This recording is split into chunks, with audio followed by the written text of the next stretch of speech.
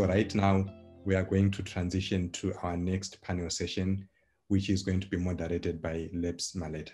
Thank you very much, Upenyu and Isaac. And of course, I need to start off by thanking colleagues that have preceded this session for the very stimulating discussions. My name is Leps Malete, and I'm an associate professor of sports and exercise psychology at Michigan State University with a research interest in youth psychosocial development through sport and physical activity. I'm part of interdisciplinary teams of researchers and practitioners, both at MSU here in the Lansing area, University of Botswana, University of Ghana, University of Dar es Salaam, and lately or recently, University of Nigeria and Nsukka, and where we are looking at the use of sport to nurture youth life skills and entrepreneurship. We're really looking at youth development. So, and I'm accompanied today in this session by an esteemed panel of really hardworking, talented individuals. We have Olivia Furman, who's going to introduce herself, and she's an artist and a PhD candidate in curriculum instruction and teacher education at MSU. She will say more about her work and what she does. We also have Taylor Sharp, who is a producer and co-director of Hoops Africa, Ubuntu Matters, a movie. And alongside Taylor Sharp, we have Dan Hedges, who is also co-director of Hoops Africa and Ubuntu Matters. So the three panelists will introduce themselves in more detail and talk about their work. But let me just provide a little of our session. We will be focusing on sport and art as signs of youth dialogue and engagement. Our task is to explore the instrumental and aspirational values of art and sport, specifically to look at the philosophical, socio-political, socio-economic underpinnings of this very important work, but with a practitioner perspective, because we'll be talking to individuals who themselves are engaged in this field and doing work on the ground. We'll also want to contextualize this work within Ubuntu, Pan-Africanism, and decolonization. And I think the conversations that we've had since the beginning of this dialogue, offer a very strong basis for our work, allow us to have an engagement. And what you're going to find is that in the process of our discussion, we are effectively bringing into context the role of sport and art in cultural diplomacy. We will actually also have, as a historical background, issues of African-American participation in the anti-apartheid movement, where they expelled apartheid South Africa from the 1968 Olympics. This is historical basis that we have to appreciate about the role of sports in this conversation. We also have to think about sport and art in Pan-Africanism and the civil rights movement of the 1960s and the 1970s. We cannot ignore this because we know how these permeated sport, art, and cultural forms during the time. We could also then transition to the 90s and look at, for instance, the 1995 Rugby World Cup in South Africa, where Mandela talked about sport as an equalizer, and how this was seen within the light of Pan-Africanism, or the lens of Pan-Africanism, as well as repositioning South Africa and the African continent on the world stage. Then we move on to the 2010 FIFA World Cup, the first ever World Cup to be held in Africa in 2010, and how that happened. And then the last and final thing to think about, which is also very important, is the Pan-African Cultural Festivals. For instance, the 2020 festival in Dakar, Senegal, which was themed African Renaissance or Renaissance. So the idea is we think about these historical backgrounds and conceptual frameworks on Ubuntu, Pan-Africanism, decolonization, and the practice of sport and art, and how these help us understand the link between sport and youth development and society, development of society. The panelists are going to spend a good amount of time talking about Ubuntu, and especially as a side of art and youth development. I'm thinking here, for instance, the concept of mutu, ke mutu kabatu in Setswana, umuntu, ngomuntu ngabantu in Guni languages. So all of these concepts intertwine and in many ways help us understand this topic. So without much ado, I'm going to ask Liv to introduce herself, her work, and we take it forward. Liv. Hey again, everyone. My name is Liv or Olivia. I use she, they pronouns. It's really great to be here. And I, again, want to say thank you so much for the invitation to come, and also all of the amazing conversations that have happened up until this point. I definitely think they've been really informative and have even opened my eyes to the ways that my own work, connects and crosses with and intersects with Ubuntu and Pan-Africanism and decolonialization overall. Yeah, so I guess I'll start with the introduction. With the image that's shown right now is a piece of my work. I am an artist and a storyteller. I learned these practices from my maternal grandmother, Mary Frances Furman, and she is with me in so many ways. And I think she's a big part of this piece. And the work that I do, I started my scholarly research within Black feminist and womanist epistemologies and ontologies and Black women and girls literacies. And I was thinking about ways to engage these within my teaching and learning. And now my focus currently is thinking about the ways those things are embodied within our artful ways of being and knowing, and within storytelling, specifically within things that are healing and focused on self-expression and self-reflection. And all of my focuses come from and are inspired by my own life and my own experiences and the ways that I know that I need healing, especially through a lot of the trauma that I've experienced within school settings. I'm currently a graduate student, and anybody who has been through grad school or any kind of school kind of understands the baggage and trauma that comes with that. And so that's why my focus now is on healing and that work. And I'm really working to bring forward and center the literacies and embodiments that I learned growing up, because that's the way I speak. That's my language. That is how I use my voice. And I've seen the many ways that they have not been included within school settings. And this is the case often for many Black and Brown youth, especially youth who identify as BIPOC or LGBTQIA plus, us queer folks. It's often hard to find spaces within schooling that allow for us to not only engage every aspect of our identity, but also, develop that in a affirming space with others. So that's what I really work to do. And I feel like I don't necessarily use, the academic terms or the terms of Pan-Africanism and Ubuntu and decolonialization all of the time. Although I do explicitly think about how to decolonize and how to humanize my teaching and learning. But I very much see the ways that those are intersecting with what I do and how they embody some of the same things of what I do. Yeah, so happy to be a part of the conversation. Looking forward to hearing from our other panelists as well. Thank you very much, Liv. Taylor, do you mind introducing yourself? Sure, thanks, Liv, and thanks to everyone for listening to our panel. I feel like for the past 8 years or so, I've been screaming about Ubuntu, trying to talk so much about this, both through the film that Dan and I made, the documentary film, the poster you're looking at now, but also through other conversations. So what a privilege it is and what an honor it was to hear from Opinu and to hear from Ubuntu Dialogues to learn of this symposium and to be a part of it. We're really grateful to be here and to talk about the film and most importantly, to learn from others. My background is that I'm from North Carolina, a small town in the mountains of North Carolina, and had the opportunity to go to the University of North Carolina at Chapel Hill, UNC, where I was on a scholarship that afforded some summer experiences. And most notably, I spent a summer in Zimbabwe working with this wonderful nonprofit called Hoops for Hope. They use basketball as a vehicle to teach life skills. They work with youth, almost 10,000 across Zimbabwe and South Africa. And all of this goes through basketball, but it's all pinned under their life skills curriculum, of which there are 7 tools. Ubuntu is one of them. So Ubuntu is one of the core principles of Hoops for Hope and of the work they do with their kids. It's not only learning how to shoot a jump shot and how to win games. It's much more than that. It's about HIV/AIDS awareness. It's about conflict resolution. It's about gender equality, self-esteem, sense of humor, Ubuntu, all of these wonderful things that any kid anywhere could benefit from learning. So my summer in Zimbabwe, I was 18, I was 19.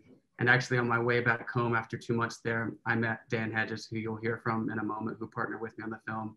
We met very coincidentally, very serendipitously on the film, or on the plane home, a 17-hour flight from Johannesburg to JFK. And I was just really inspired by the work that Hoops for Hope does. I think there's this idea oftentimes, and me understanding my own positionality in all of this, as this white American young person going in to try to volunteer and help, I learned much more than I could have ever given to Hoops for Hope. And when I came back, I just wanted to be able to apply what I learned and hopefully to be able to lend a hand going forward. So that's kind of been my mission since then, moving through university years and beyond. I spent other summers working in the professional sports realm at a sports agency that represents NBA athletes, and also worked at the league office, the NBA in New York City. And I kind of thought I wanted to go for a career in sports, but it all comes back to Ubuntu for me. It always comes back to Hoops for Hope in Zimbabwe.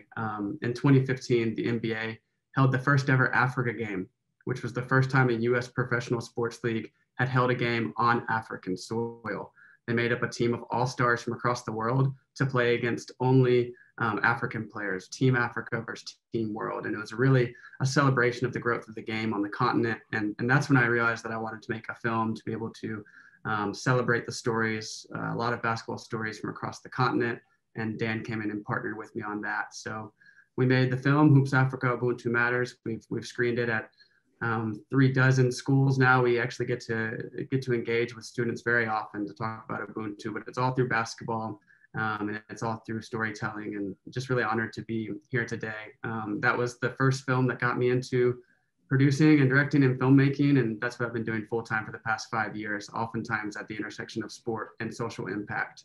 And I feel like in all my endeavors, Ubuntu has kind of been the underpinning of them for nearly a decade now, since I spent that summer in Zimbabwe and saw Ubuntu in action almost every day. So I'm excited to really brag on Hoops for Hope and to tell some of the stories that so inspired me, and to learn from Liv and share some fun stories with Dan. Thank you very much, Taylor. Dan? Yeah, hi. Thank you, Leps.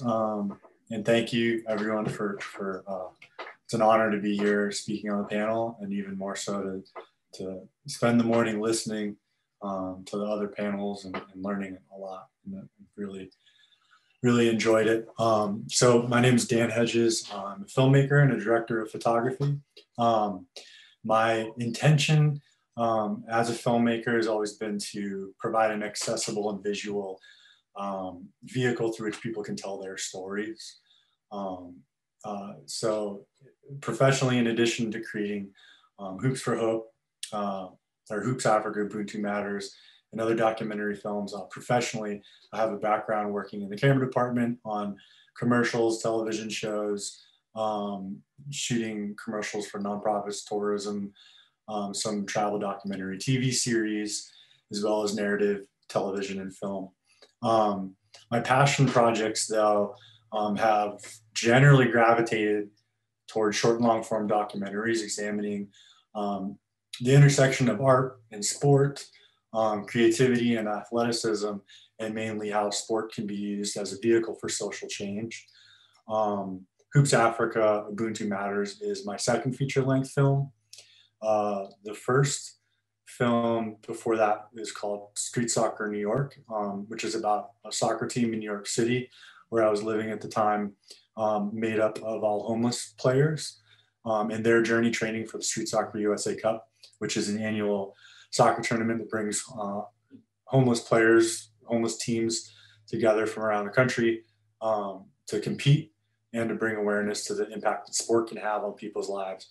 So that first project was really kind of a catalyst for myself and my creative endeavors moving forward.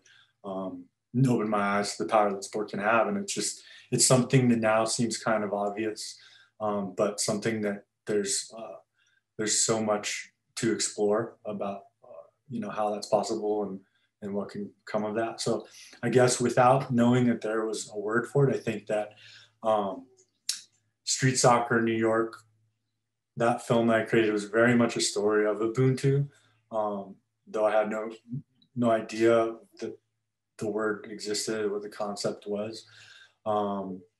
It just, that it very much, the concept of Ubuntu very much lives within sports organically and naturally, and that it can raise all people up and better the lives of everyone. So Taylor told the story of how we met in 2012, and that was, I was just wrapping up that first documentary, and we sat together on a 16-hour flight back to the United States from South Africa. And by the end of that flight, we decided we needed to make a film about Hoops for Hope. And it evolved into a much bigger collection of stories, as Taylor said, about just the growth of the game in Africa and in the world, and how it can impact the youth and just people's lives in general.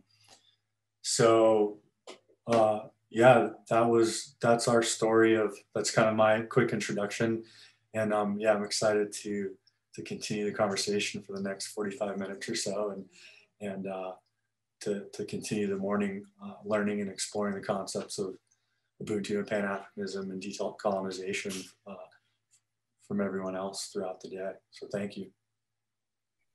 Thank you, Dan. I think those are really fabulous introductions that the panel members have provided, because there's going to be a lot of centering of Ubuntu in the conversation. I thought I could quickly share one of the things that as I was growing up, the concept of Ubuntu in Setswana, my language, is Botho, which is B-O-T-H-O, Botho. And the most hurtful thing you can ever hear from anyone is if they say, Haana Botho or Hauna Botho, which means you are lacking in humanity or kindness. So, so that if anybody says that to you, you feel hurt because of how that matters in African culture and it's embedded in the language and the way people speak. So I'm going to pose questions to each one of you and eventually then invite the audience to take part in the discussion. Let's get started with you, Lee. Can you share your experiences, learnings, what intrigued you to get into this line of work? So I think it started, I think I mentioned earlier, I learned a lot from my grandmother. She's a storyteller, she's a gardener, she loves to cook, she has taught me most of what I know, and I feel like most of those early seeds were planted there. And that's kind of what got me into the arts and craft in general. As you see, I'm sitting in my quilting area. This is my quilting table. I learned quilting from her, and that is still something that I hold with me and continue to do for family. So as I got older and was in school settings, I started, playing in band. After I got into band, that's when I started doing marching band, and then I got into color guard. I did dance. I was at a arts magnet elementary school when I was growing up, King Elementary in Louisville, Kentucky. And I got into, the choir in church. And, oh, sorry, maybe I need to talk a little louder. I got into the choir in church and things like that, and just grew up with that. And then when I went to college, I joined the gospel choir on campus, and then later became the director of that gospel choir on campus. And I ended up writing my senior thesis about the impact of joining a group that was at the unique intersection of my faith, like race, gender, all of these aspects of myself were able to be accessed and developed within that space. And that is where I really started to think critically about the role of the arts within my own identity development, as well as the role of the arts within teaching and learning. Because up until that point, I never really saw myself as a teacher. Although my mother is a teacher, she has taught me my whole life. She teaches pre-K elementary, and I eventually ended up being a teacher as well. But up until that point, I never really saw myself as a teacher, but I saw that as a unique access point where I started to realize this is what I wanted to do.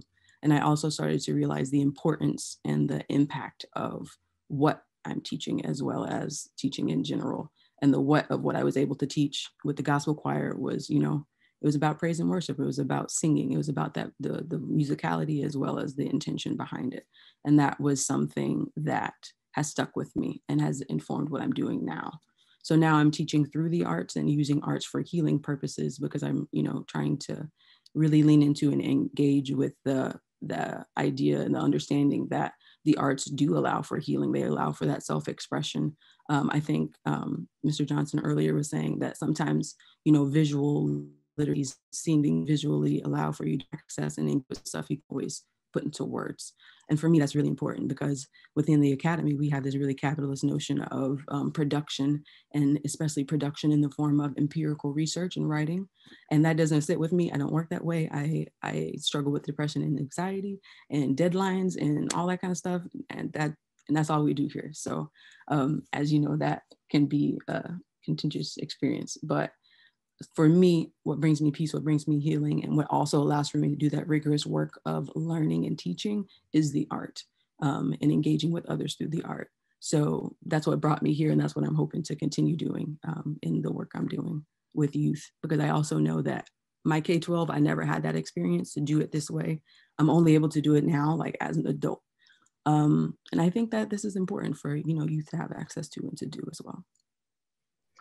Yeah, so in essence, you found yourself within the spirit of Ubuntu, Botu, humanity, kindness, engage in the spirit of healing and through art forms. This question is going to be going to both of you, Taylor and Dan.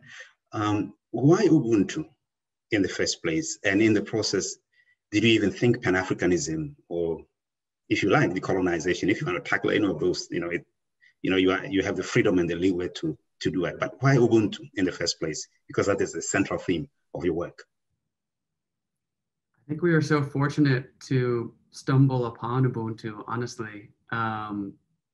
So why Ubuntu? It's because it started there. For me, when I had my opportunity to spend a summer volunteering somewhere and I was looking at organizations, I actually learned about Hoops for Hope in Zimbabwe through an ESPN article about the Boston Celtics that was talking all about Ubuntu. The NBA team, the Boston Celtics, who won the 2008 NBA championship, won it under the mantra of Ubuntu. They had someone from Hoops for Hope talk to them at a fundraiser before their season and talked all about Ubuntu. And Doc Rivers, the head coach of the Celtics at the time, really, really enjoyed that philosophy and thought it could be very important to his team, specifically as they brought together 3 superstar players onto one team, and people worried about how their chemistry would be and how only one ball, but those 3 players and the rest of the players too, and how are they going to make that work? And so Ubuntu became their team mantra. They broke down every huddle, 1, 2, 3 Ubuntu at the end of practice.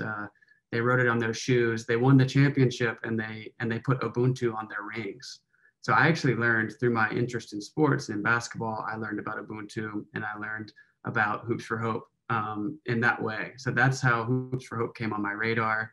And it was there in Zimbabwe when I saw it as one of their core principles of their 7 tools that they teach their kids every day. That I thought, well, this is African philosophy. This is I'm here in Zimbabwe, and like you, Leps, everyone has kind of their own definition of what it meant there. But I thought, but this is universal. This is universal. There's a different name for this everywhere. And this philosophy should be applied everywhere. So for us, although it is a sports documentary, it's about this young Zimbabwean, my host little brother, who I lived with for those 2 months. It's about his journey to make it to the US to get a college education through basketball.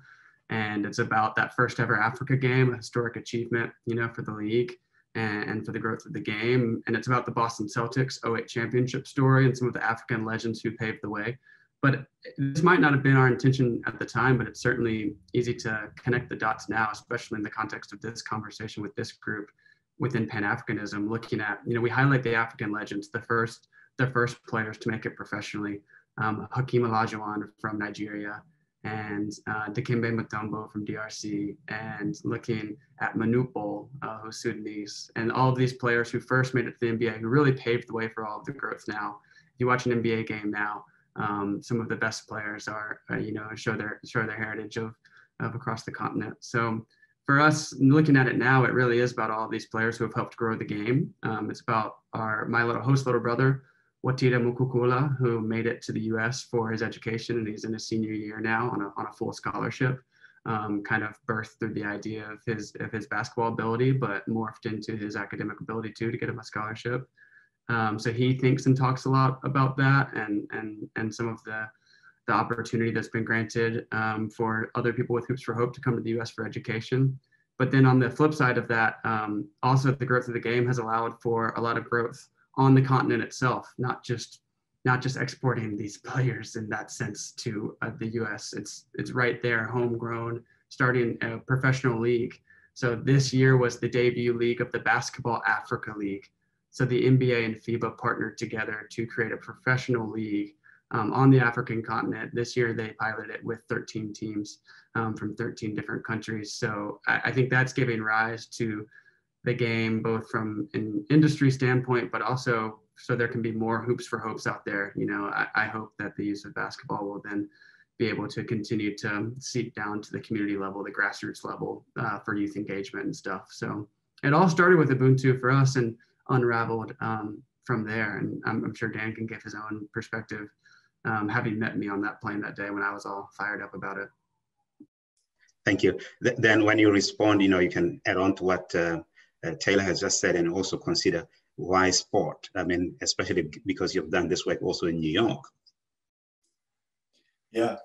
So Taylor's discovery of Ubuntu is more interesting than mine. I mean, he told me about it. I learned it from Taylor when he was telling me about the Hoops for Hope organization.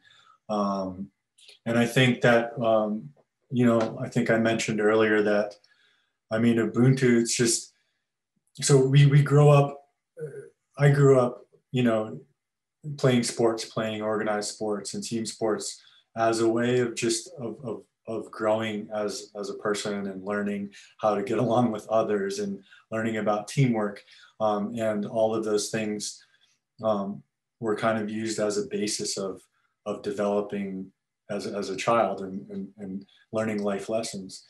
And I think that, I mean, that's, you know, you're not going to win games if you're not getting along and working together and working out your differences, and looking out for the team as a whole. And I mean, that's like at its most simple definition, what Ubuntu means. The best definition that I think I've ever heard of Ubuntu, when people ask me, well, what does that mean? I am because of you. I am because of you. You are because of me. Like we can't exist without each other. We can't move ahead without each other. And that definition has really resonated with me. And when applied into the context of sports, it just makes sense. And I think that the concept of Ubuntu is you can, you know, there's a lot to unpack and examine there. You know, in our film, you know, we tried our best to do it within a 50-minute, you know, time frame while examining all these other stories. But I think that on a micro level, you have, you know, you look out for your family and your community, and that's what Hoops for Hope organization encourages. You know, mentorship and bringing the community together around the basketball court, and working together that way. And then on a more macro level, in our film, we examined you know, the expansion of the NBA across the world, specifically in Africa, and how that brings people together from all different parts of the continent. And surrounding the NBA Africa game, there were many events that occurred. There were training, you know, camps for kids. The NBA, was it NBA Cares, as an organization that was present, and they had events for kids. And Watita, who is one of the main characters in our story, attended the camps with Basketball Without Borders, which is a global organization. But in this specific instance, when we were there, they brought children together from different countries all over Africa to participate in camps and exhibition games with each other. And so we had, you know, there were, you know, so that on a macro level is bringing people all together. And, you know, without admittedly not really knowing anything about Pan-Africanism before being invited to the symposium, you know, unbeknownst to me, that's kind of what was happening while we were on the ground there. We were seeing it happen in real time. And so, yeah, I mean, that's, Ubuntu is just, there's so many levels of it to examine, and there's so many different ways to discuss it. So, and then, you know, like I said earlier, why sport? I mean, I grew up playing sports. I love sports, and it's had such a positive impact on my life. And it's you know, a very powerful tool that can be used to bring people together and to make people better people. So. Great. I would like you to be as brief as possible, maybe under 30 seconds if you can. Let's tackle one of the most challenging issues with sport, and that is how do we reconcile the spirit, intrinsic value of Ubuntu, as an example, or even Pan-Africanism within the context of sport and art? Reconcile the challenges that we face with issues of equity, inclusion and access, especially to underserved communities, and programs that are probably would be running in different parts of Africa or here in the United States that are not accessible to a majority of the kids. And we want to teach Ubuntu or the whole spirit of Pan-Africanism, as I've indicated, of how Pan-Africanism has, you know, permeated life across the continent and other parts of the world, in particular the diaspora. So how do we reconcile those contradictions in very, very, very quick responses? We can start with you, Liv, and then Taylor can jump in as well. I think for this one, I'll defer to the other folks on the panel. I don't really have much sport background or any comments to add. Yeah, I mean, I think that oftentimes with sports, there's winners and losers, and there are some who have barriers of entry to participate. And for me, why I love Hoops for Hope and why I think I found value in sports, specifically for social impact and storytelling, is to use, like, Hoops for Hope uses basketball in a way that teaches values that are really everlasting and go far beyond sport. I think it's just such an opportunity for community building. So I think one of the difficulties there is what I just mentioned of the winners and the losers, and there can be a fallacy that basketball, for instance, is maybe one's only way out. But I think that's why when you can use basketball to teach a value like Ubuntu, those are everlasting values that can far exceed and be much longer lasting than what you're learning on the court. So those are some of the challenges, but also some of the hopes of someone like Hoops for Hope teaching these life skills that will last a lot longer than even the basketball skills. Real quickly, I mean, I think that there's a very simple barrier of accessibility. I mean, you know, soccer is such an accessible sport. If you know, and you can play it anywhere. If you can find a ball to play with, it doesn't matter, you know, in a little bit of space. Basketball is a little less accessible. I mean, you need a hoop.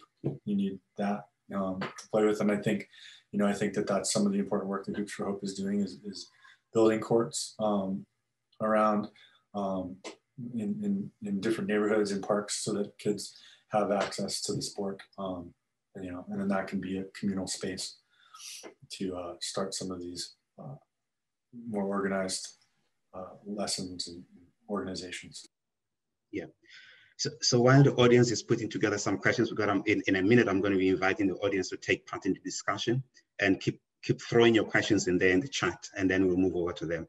I just want to throw in one challenging issue here into the conversation on issues of the Ubuntu, Pan-Africanism, decolonization, and issues of race, equity, and social justice that athletes have to deal with in society, especially minority athletes or Black athletes. We can take an example of the European soccer final between Italy and England that took place on Sunday, and how that translated into some very difficult circumstances for English players or British English players who actually missed penalties. How do we really address some of these issues and the challenges? Taking the knee, raising a fist, like Jesse Owens did back in the day, trying to reconcile being a hero when you are doing well and being a villain when you don't, and also trying just to balance, how much you fit into a majority society as a Black athlete and the like. Any comments on that? This actually does not only translate to sport; it could also be in art forms and things like that. Can we tackle that in a minute, and then we transition to the audience?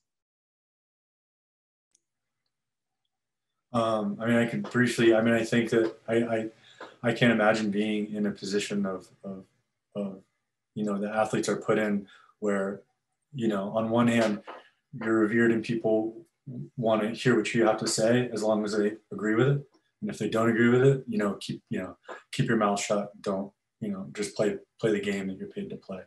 I think that the sport provides such an important platform to raise awareness and to create dialogue and movements that are so important. Yeah, I mean, I don't know. I mean, I think maybe Taylor might have some thoughts on that, on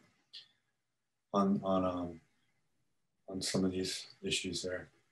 One thing I could just say is that it seems to be a pretty important time in the life of an athlete, specifically Black athletes, and to be able to use their platform to speak up and out against injustices, and hopefully their teammates and the fans as well. I think always sports on such a large platform exposes the racism that permeates throughout society, but I think now more than ever, leagues, teams, players, fans are using the arena and using the field to advocate and for their activism and to try to point out some of these injustices. So I think one thing I'm liking specifically about basketball, but other sports too, is that it seems to be a part of the ethos, a part of the DNA right now, to allow for sports and social impact to be one, and an athlete can speak out on these things. So I'm hoping that that's more and more that platform can be used that way. And that people can be more accepting of the players they cheer for, and the players with their platforms can possibly change some minds and change some hearts along the way. That's something that I've been thankful for the NBA for, in the way that they've attempted to be more forward with their social justice efforts. Nowhere near perfect, but as compared to some other leagues, I've appreciated their efforts along the way and hope that only continues to grow. Thank you. Go ahead, Lee. Well, I would first preface with, again, I don't really have a lot of sport background, but I do appreciate the conversations these days on decolonizing sports, and especially how we are capitalizing on Black bodies. I think that's just another part of that process that we definitely have a lot of work to do on. I also really appreciate Vanessa's comment that I just saw in the chat, speaking further to this. And it even just makes me think about what's happening right now with the Olympics. I've been seeing a lot of folks talking about even, what's her name, Sha'Carri, I think, one of the runners who was disqualified for something like using marijuana or something. And I saw another post where somebody was talking about how we use this for, medicinal purposes, or to calm your nerves, or to, handle anxiety, things that are very real to a lot of people, and about how stuff like this is being, it's, again, controlling the bodies, and a lot of that systems of control can be seen there. And I think we definitely had a lot of work to do in terms of how we are humanizing and being really humanizing, and how we are participating in and viewing sports and sport events. At this point, I'm going to get, I think Liv has already tried to tackle in some ways the comment by Vanessa. So Vanessa, do you have any thoughts here that you want to share? You talk about sport narratives in South Africa by the work of Odendal and Cleophas. Can you comment on that? I mean, you're posing a question, and I'm sure that you may have a perspective on it in just 30 seconds to a minute. Do you mind? Yes, thank you. Can you hear me? Yes. We can hear you. Yeah, thank you so much for the opportunity. I think it's just important, in what Liv mentioned, it's not necessarily about naming the athletes that we need to honor. It's about how we look at the whole process of looking at Black athletes, women, and how women's bodies are depicted as being too muscular or not too muscular. So I think it's not necessarily around naming people, but also the whole process of how we depict people and how spaces are opened up, so that we're looking at inconservative spaces. So we're not looking just specifically at the names of people, but we also need to contribute to how we see them, how they place within society, and how we use what they've, their histories and their legacies. I'm not sure if I'm making sense, but I mean, I think it's not just about naming people or giving their histories, but also how we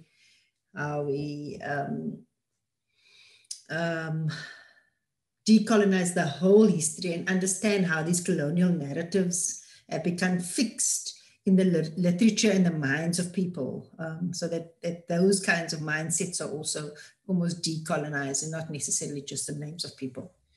Thank you. Thank you, Vanessa. And I think one comment is about how do we balance exploitation and opportunities in especially in underserved communities, and do we need to reorganize the sports? I think Philip has asked the question: should we be thinking about reorganizing the sports and into more inclusive platforms and Ubuntu type engagements? So, Philip, do you mind for 30 seconds just elaborating on that and what your thoughts are, and then we can have Greta to say something. Okay, can you hear me? Yeah, we can.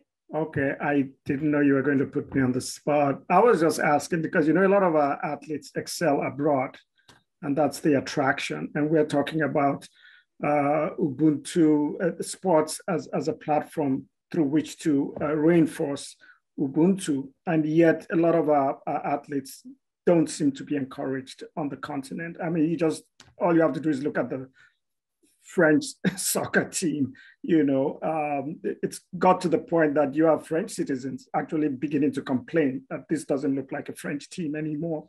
So my point is, what can we do to really, because these young people are very talented, and they just need a channel through which to express that talent. And we don't seem to be giving them that channel in a lot of our countries. And so that's my point, essentially. I don't want to go over 30 seconds.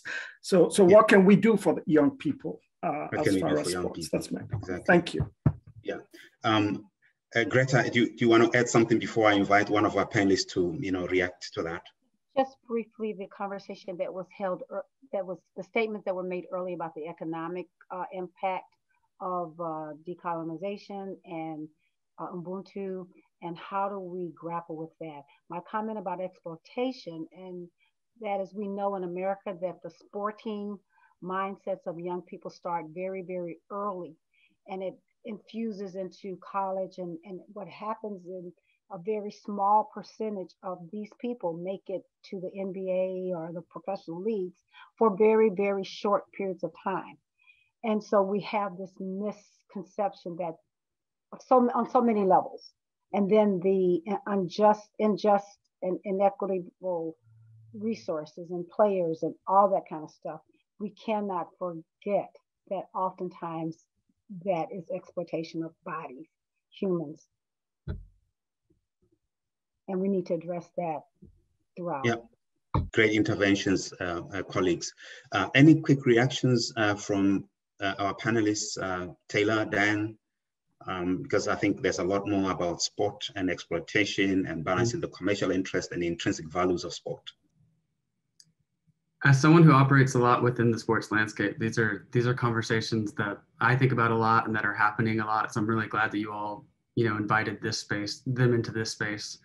I think that's something that's interesting, something that's happening rather timely in the US as in the NCAA with college athletes and introducing the name, image, and likeness bill for finally these players to be able to profit in some way while they're in college. I think that's something that has been a long outdated system that is long overdue in its attempt to reward those for their hard works and efforts. I also think that it all comes back to Hoops for Hope for me, but I'm really fortunate that to me, it feels fortunate that basketball can be used at the grassroots level, more on the life skills side of things than even then even into a promise of opportunity to be a professional. I think there's such a fallacy in that regard of what basketball can mean in terms of financial opportunity and making it professionally. But what is for sure is that it can offer community, and it can offer important learnings, especially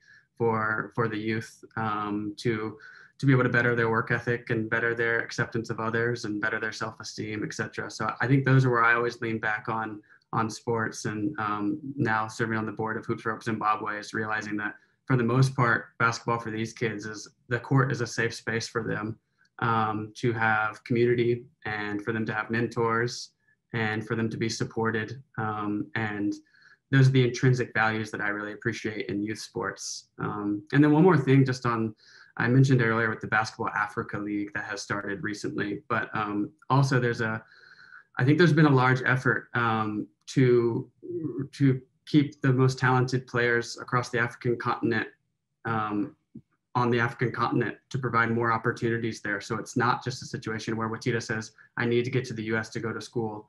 The NBA and FIBA has partnered to do a top academy system for all of the top players there to come in and get schooling and full scholarship schooling, and also health insurance and all of the like. And it's bringing together different players of different countries across the African continent to train and play and learn together. So these are just little efforts that I think are maybe some of the conversations and concerns that you are raising are starting to seep into the consciousness of all of this and all of the big machine that sports is. And I hope it can continue to even involve more of these thoughts more, because they're certainly necessary. Thank you very much, Taylor. We have Cynthia. Cynthia, you have something to say. You're welcome to share with us. Hi, I just wanted to kind of bring it back to the healing aspect, and then get Liv's thoughts about using art to heal from the decolonization. It's like I hear the talk and about everything, and I'm struggling because I have my own organization that's called Nia Imani, and it's science-based, but it was bringing that. And now this conversation has given me more words to add to the conversation. But I struggled with wanting my organization to be, African-centered, Black, power to the people. But then I was faced with, but we have to include everybody, right? And then, but there's this hurt there. And so how do we heal from the hurt moving forward and not going to the opposite extreme of dismissing, I don't want to say hating other groups, but dismissing other groups for the sake of ours coming to the forefront, if that makes sense. Liv, can you tackle that very quickly so that we can squeeze in another person, another comment? Yes. Well, thank you, Cynthia, for that question. Really great question. And we can talk further about it, definitely one-on-one. Well, one thing I'd like to say for that is, for me, it really comes to unlearning and learning, like unlearning some of those damaging viewpoints and ideologies and those paradigms that we've taken on, especially through our schooling, about what teaching and learning is supposed to look like, what science learning is supposed to look like, things like that. And part of that unlearning can look like what we think science learning is supposed to look like. Like, I know I'm working with folks now who are within this field of science and science learning and are working to tell science from a storytelling point of view. Think about your own stories with science. Think about your own interactions with science. Document those memories, where they actually come from. And some people document, like for me, I would document like learning to cook with my grandmother. She literally taught me these practices that are based, science. And that was where I learned some of the basic things about science and matter. And learning those stories for me and documenting and having that memory documenting and taking note of the ways that we interact with science and learn and engage every day is a part of that healing practice that must happen, and a part of that engagement that must happen for you to reconceptualize what learning in whatever aspect, whatever field that you're in should look like. And I think coming from that point of memory and experience, and then sharing that in community with others to, reconceptualize together collectively is really important for that healing and that learning to happen. Thank you very much, Lee, for that. And I think the point that was being raised by Cynthia really relates to, for instance, when you talk about decolonization and the art form and healing, could we be thinking more about, changing the narratives, changing, decolonizing the mind, in other words, as it were. So those are some of the conversations that I think are very important to have. Very quickly, we would have, I think, let me see here. Donis, do you have something to say for 30 seconds? I think I have a window here before we move on to closing remarks. Yes. Thank you very much, brother. I'm very new to this, so I was thrown off just a smidget when you guys were talking about decolonization, and then you were talking about the Black athlete in Africa.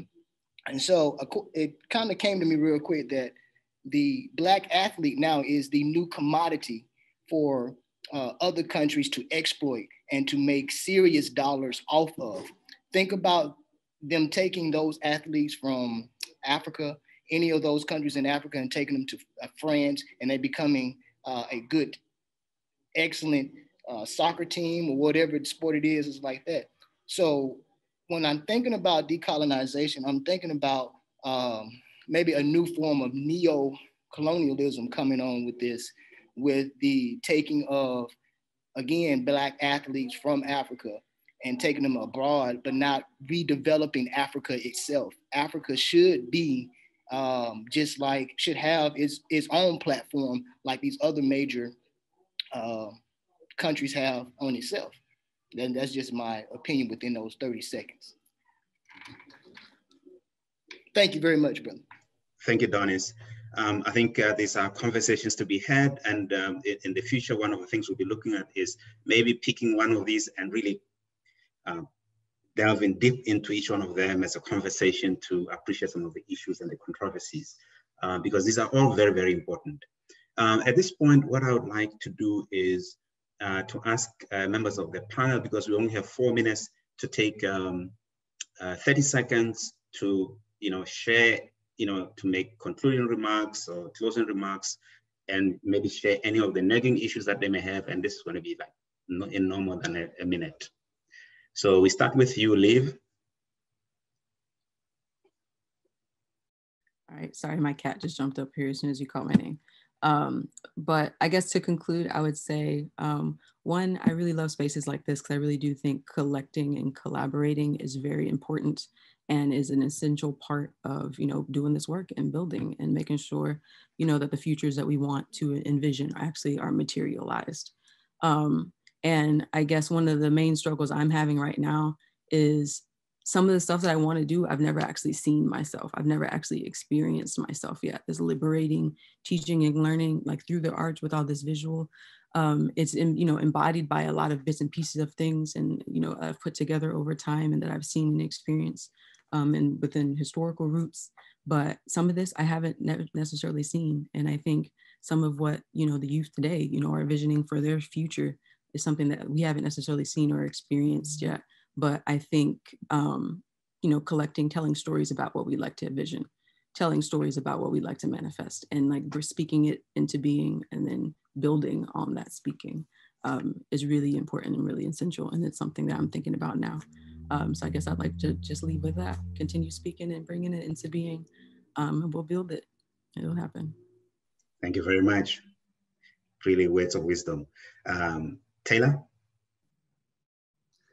I think, today certainly made this even clearer, but I think some of the struggles for me exist in a lot of the sports spaces that are, on one hand, oftentimes pretty capitalist driven and have a lot of flaws. And what we've talked about today is balancing that and trying to better that and trying not to further that, and I think that's why, fortunately, it's on the other hand, I so enjoy my time with Hoops for Hope and other similar organizations that are doing more on the ground grassroots works with providing youth development. I think that's been part of the purpose of this panel. So I think balancing those two things, the intrinsic values that sports can provide really positively, and looking more broadly at potentially some of the negative impacts, or maybe just where there's work to be done. And I think this panel, attacked a lot of those issues, which I think is really good. And I wanted actually to end with a quote from a student, from one of the many students who's watched the film, just a couple of their definitions of Ubuntu. One said to me, Ubuntu means caring for others. This message helps me look at others differently and makes me want to help others more. Another said, I love Ubuntu as something that should always be happening. Always, always. And someone said after seeing the film, Ubuntu to me means overall goodness and that we are all on this together. I'm trying to live Ubuntu to be more kind and helpful to others. And these are from some 12 and 13-year-olds from North Carolina. So I thought I'd end it with a couple notes from some students who learned about Ubuntu this year. Thank you for sharing. You have the shortest time possible, Dan, but I know you can manage that. Yeah, thank you. Yeah, I mean, I think this has been a great start of a great conversation to continue to be had. I mean, like Taylor said, you know, there's so many positives.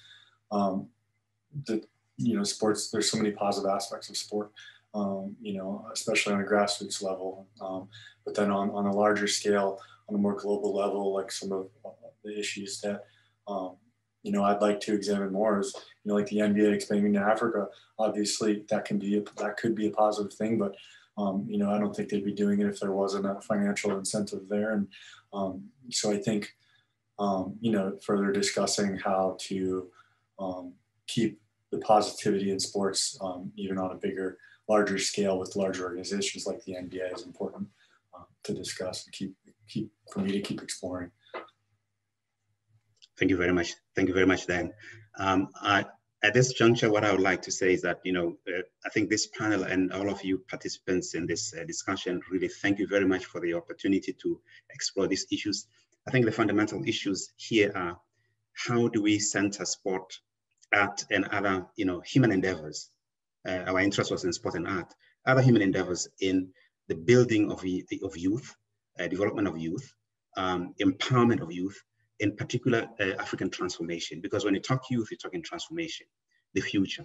So the key things are about autonomous systems that can actually take upon themselves the need to chart a destiny that is only meaningful, that actually is relevant to their context, and so on and so forth. I think we're learning a lot from this panel in terms of some of the issues that are there, what needs to be addressed, balancing the commercial value of sport, as well as the need to make a living and to learn from sport with a view to applying those principles in the endless possibilities that life has to offer.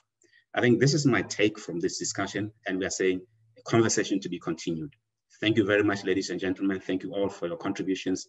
I think I'll just now pass on to Beza, because I think Beza and Upenyu, because this is the time. Thank you very much, Taylor. Thank you, Liv. Thank you, Dan. And yeah, this is it from our side.